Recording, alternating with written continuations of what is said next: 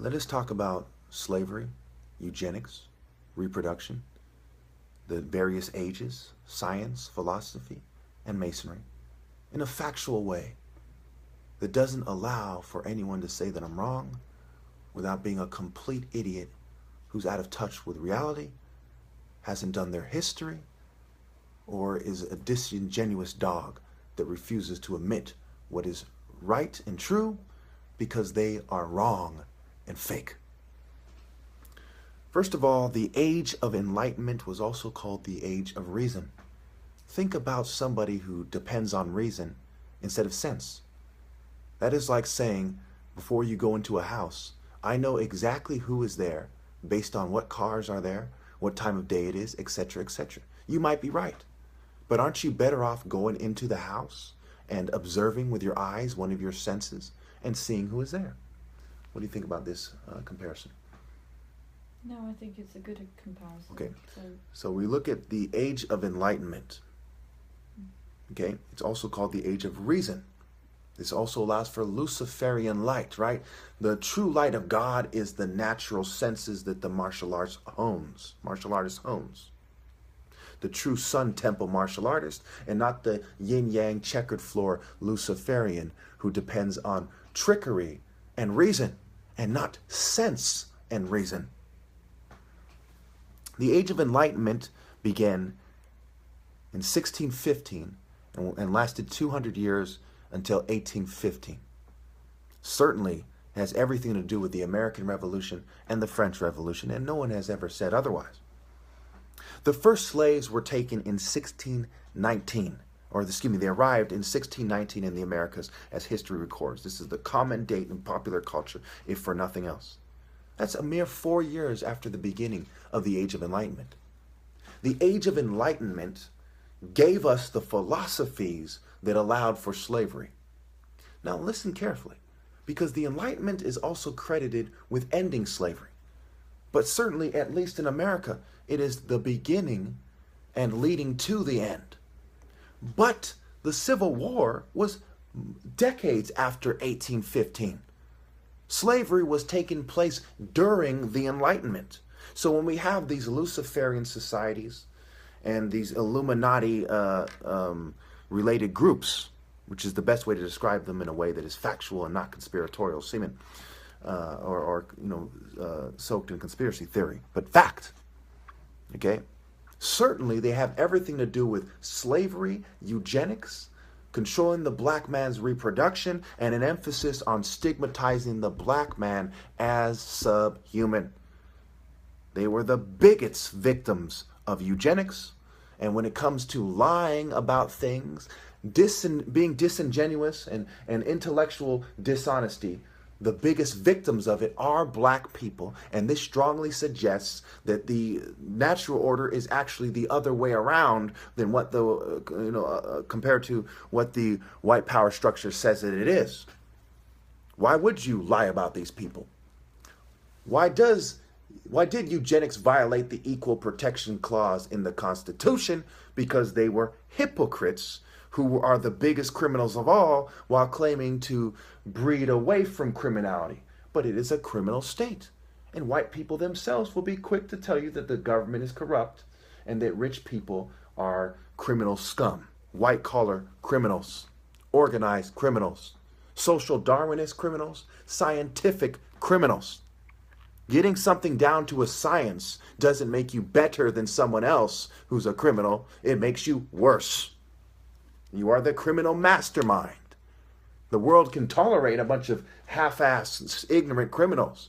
You're the kind of criminals that need to go. And there is a sense of urgency attached to that.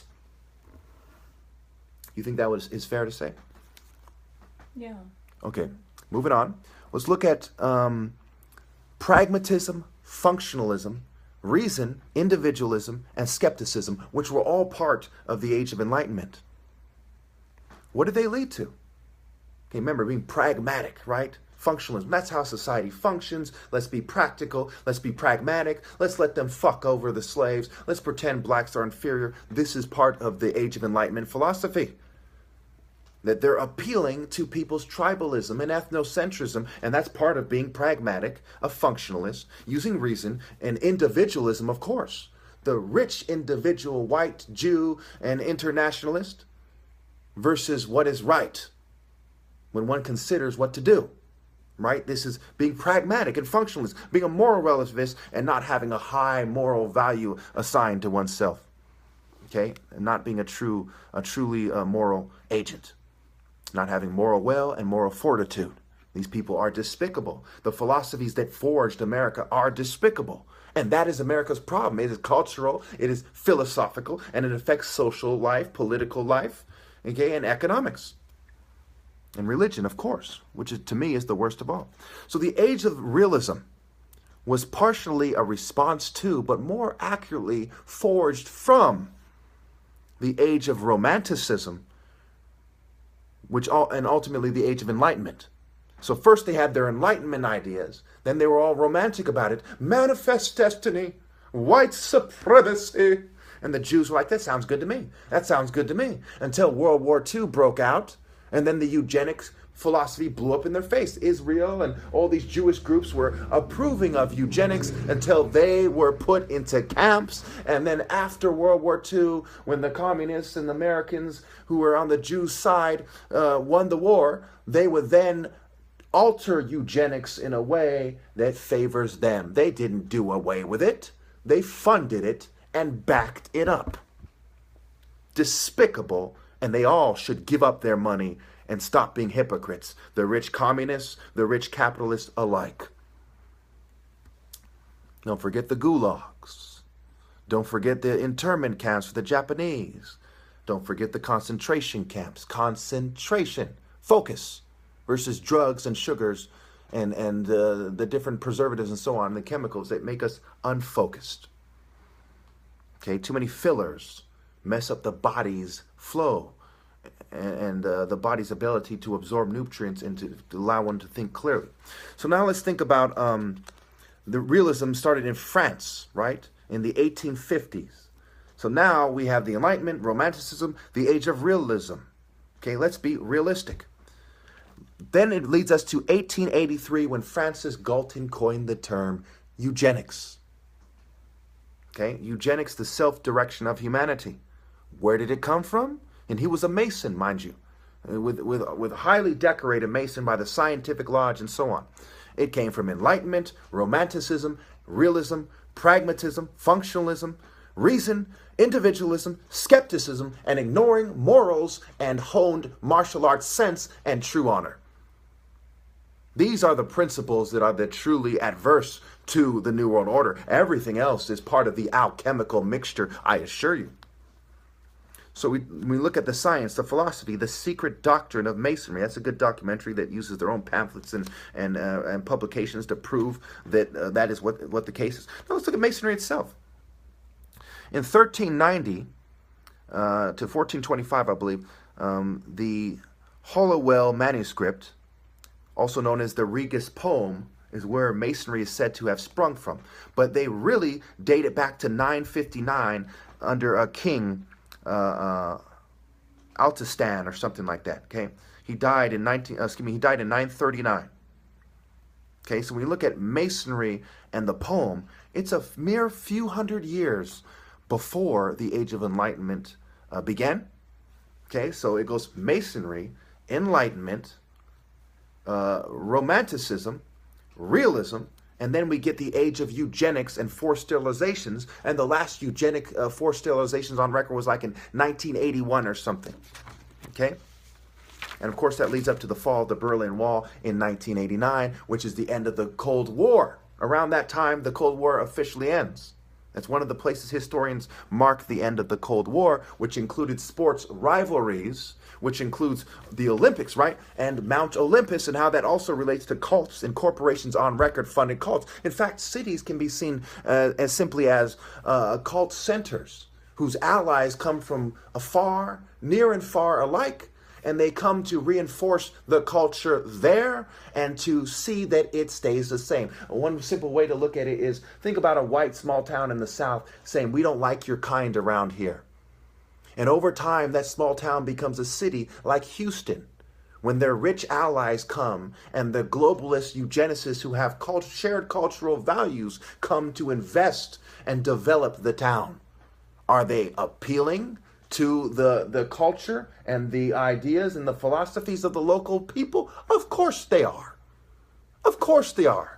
They're building stores and businesses that fit the lifestyle of the people already there. These are cult centers of ignorant folk that have expanded over time. And yes, they hate the tall black martial artist for the philosophical reasons, the historical reasons I have just gone over. So now let's look at slavery itself. 3 phases. The less brutality, the more slavery, because when you say to somebody you're a slave and they say, no, I'm not, and resist you with force, then you can't really say they're a slave, they are a rebel. The less people resist with force as uncontrolled opposition, the more slavery. The initial phase was the martial arts resistance. Phase 2 was when the martial arts were all but gone and the whip is still being used. Phase 3, the worst phase of all, is the mental slavery that occurred when they no longer needed brute force because the blacks had been extensively indoctrinated with a false version of Christianity, with pragmatism, with Satanism, and a lot of them were boulets, Prince Hall Masons and other people in secret societies that were helping to maintain the culture of controlled opposition, which perhaps is the most deplorable and dramatic form of slavery of all, because when one thinks that they are free and adverse to the state, they are hopelessly enslaved as controlled opposition when they are acting as controlled opposition. Okay, so let's think about how that plays out in the mall. Men buy clothes at the mall. Where I live in San Jose, one of the most popular malls is Oak Ridge or Westfield Mall, and the Big and Tall, which became the Casual XL, is located outside the mall. We were just at the mall the other day. Okay, we went to Macy's. We passed a bunch of stores. You can see that they didn't have clothes for tall people, right, in the mall. No, they didn't. No. Okay, and you witnessed also that the store, the Big and Tall, the Casual XL, is outside the mall. That's right. Yeah. Okay, so what does that suggest in terms of reproduction and the culture here? It suggests that people who don't fit the ideal which they think it is are isolated. So a man like yourself would be, it'd be very difficult for you to purchase clothes from a normal shop. One thing I have noticed that women seem to have more choices in terms of clothes. So they have more variety if they're taller, and even to some degree, if they were your height, they would still be able to buy clothes. I mean, I believe you're 6'4", and anything above 6'2" seems to be that category of people seem to be discriminated against. And there seems to be a disproportionate kind of contrast between a woman who is obese and short would find it very difficult to buy clothes, and then you've got a very tall man who's very athletic who can't buy clothes from an ordinary shop. So you couldn't compare the two because they're both very different spectrums of people. But yet, it's almost like you're being forced to dress in a certain way, sort of unkempt. So you look a certain way so people don't take you seriously. So when you see an overweight woman, you could understand, okay, she's overweight and she'll probably not look flattering in their clothes, so they kind of isolate that category of people. But the same could be said about very tall men like yourself, that again, they're trying to isolate you and also kind of put you in a situation where you can't interact with normal people, well, even though you're very normal, but they're trying to sort of isolate you completely. I mean, that's the impression I get. All right, so this is the part 1. In part 2, we're going to talk about the Maroon colonies, some wordplay, the Boston Brahmins. Stay tuned.